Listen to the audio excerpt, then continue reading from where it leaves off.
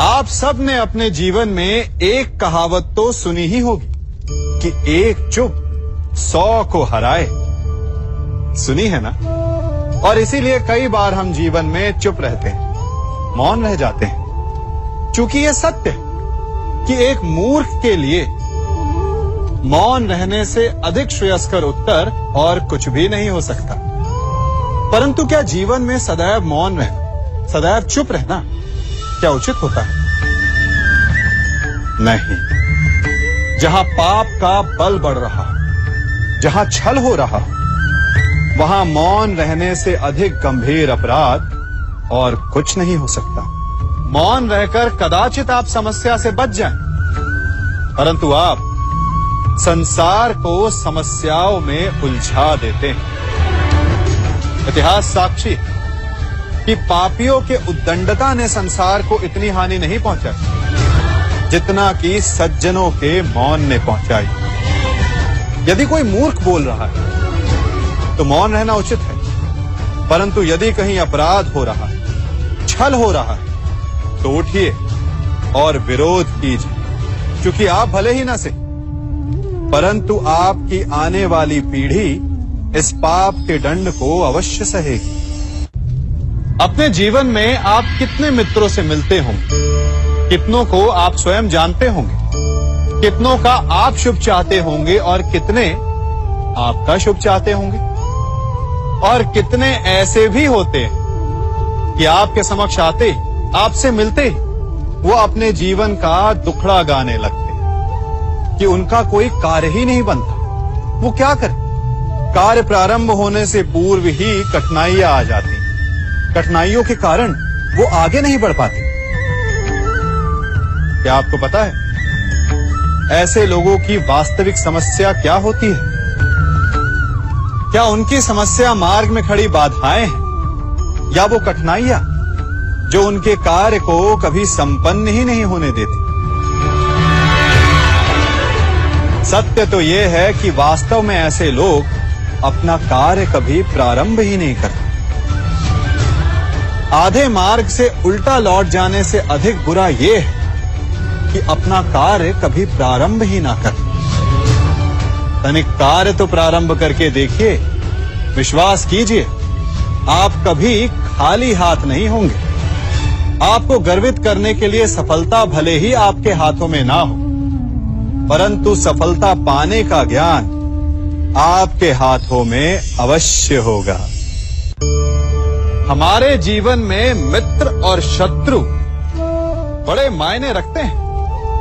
मित्र वो जो हमारा हित चाहे, जो हमारे सुख दुख में हमारी सहायता करे, हमारा साथ दे।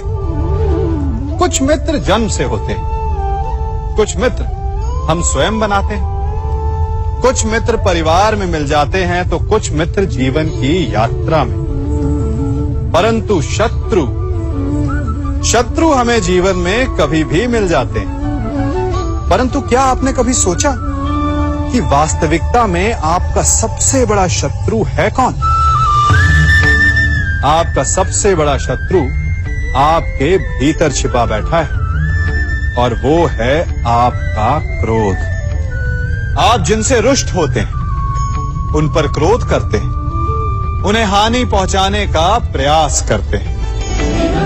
परंतु तनिक शांत मन से सोचिए, जिन्हें आप हानि पहुंचाना चाहते हैं, ऐसा करने से पूर्व आप स्वयं भीतर से जलते हैं। क्रोध एक सुलगते हुए अंगारे के समान होता है, जिससे आप अपने शत्रु को जलाकर भस्म कर देना चाहते हैं।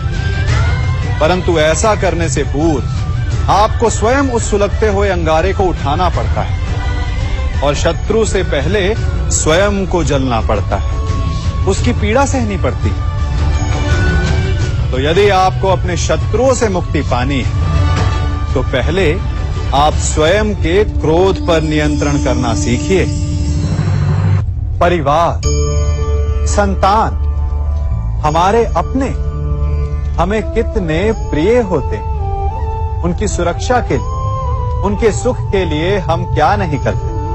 अपनी संतानों को सुसज्जित कोमल जूते देते हैं ताकि उनके पांव को चोट ना लगे। उनके मार्ग में कांटे ना चुभे, उन्हें पीड़ा का अनुभव ना हो। अच्छी बात, परंतु इस प्रक्रिया में हम एक बात भूल जाते हैं कि पांव को पांव होने का अनुभव तभी होगा जब उसका स्पर्श धरती से होगा, जब वो तपती रेत पर चलेगा, जब वो भीगेगा, जब पांव कांटों में उलझेंगे। ठीक वैसे ही हमारे प्रियजन हमारी संतानों के साथ भी होता है। हम उन्हें जीवन का सुख तो देते हैं, परंतु उन्हें जीवन का अनुभव करना ही नहीं सिखाते। करने दीजिए उन्हें अपने जीवन की कठिनाइयों का सामना, लड़ने दीजिए उन्हें अपने मार्ग के कांटों से। यदि स्वयं सीखेंगे तो अपनी आने वाली संतानों को भी सिखा पाएंगे, है ना? ज्ञान, दान, मान, परमार्थ, इन्हें सबसे बड़ा धर्म कहा गया है, और ये धर्म है भी। परंतु धर्म का पालन भी सोच समझ कर करना चाहिए। यूं समझिए कि आपके पास एक बीज है। यदि आप उसे अच्छी माटी में बोते हैं तो वो फलेगा, फूलेगा, उसे देखकर आपको सुख मिलेगा। और यदि आपने उस बीज को कीचड़ में डाला तो क्या वो उगेगा? क्या उसका जन्म होगा? नहीं, वो कीचड़ में सड़कर अपना अस्तित्व खो देगा और कीचड़ का अंश बन जाएगा। और यही नियति ज्ञान, मान, दान और उपकार की भी होती है। सुपुत्र को दिया गया ज्ञान, उस पर किया गया उपकार फलेगा, आपको सुख देगा, अपनी श्रृंखला बनाएगा।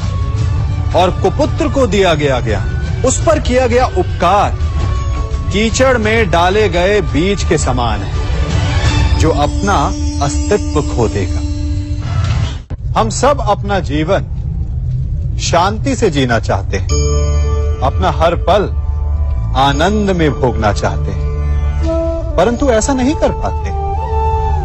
कारण क्या? कारण है समस्या का?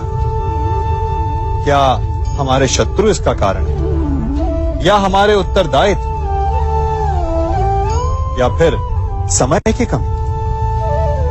नहीं, कारण है हमारा भय। ये भय कि कोई क्या कहेगा, हमारे विषय में कोई क्या सोचेगा, है ना? हम स्वयं जीते हैं, स्वयं मरते हैं, तो फिर जीते समय संसार की चिंता क्यों करते हैं? हाँ, संसार का अहित ना कर, ये बात अवश्य ध्यान में रखने योग्य है। परंतु संसार के सोच की चिंता करके स्वयं का जीवन नष्ट कर, ये कहां तक सही? जब आप आनंद में नाचें तो ऐसे नाचें कि जैसे आपको कोई देख ही नहीं रहा है। जब आप गाएं तो ऐसे गाएं कि आपको कोई नहीं सुन रहा। स्वयं को संसार समझें और इस धरा को स्वर्ग समझें। यदि अपने जीवन में आप 4 पल भी ऐसे जी पाएं तो आपका जीवन सफल हो जाएगा। मनुष्य के जीवन में कितनी कठिनाइयां आती हैं, एक से एक बढ़कर जटिल समस्याएं आती हैं कि मेरा भविष्य क्या होगा, मेरे संतान का भविष्य क्या होगा, क्या मेरा ऋण चुक पाएगा, क्या मैं भविष्य में अपना इच्छित लक्ष्य पा पाऊंगा?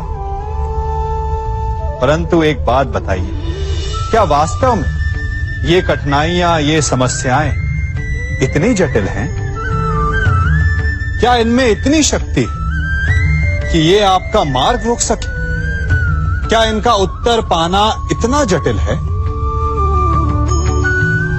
नहीं, तनिक शांत मन से विचारिए। कई बार उत्तर इतना जटिल नहीं होता जितना कि प्रश्न।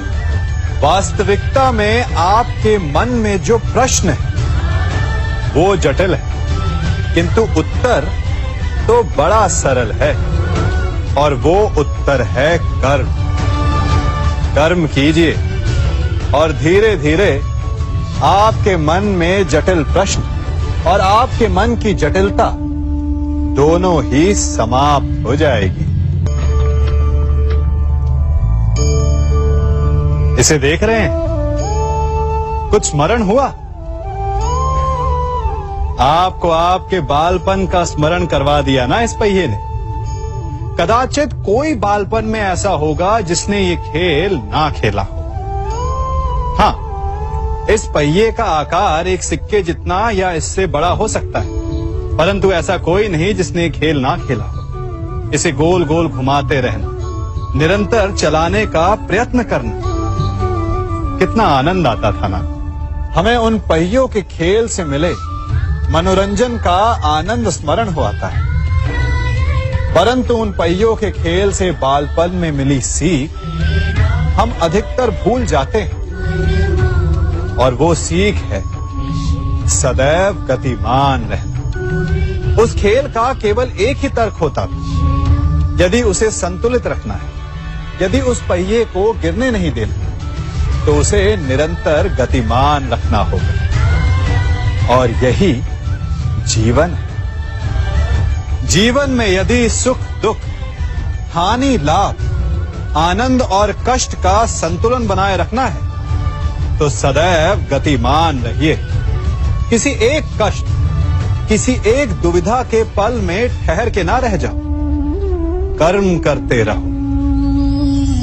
विचार कीजिएगा।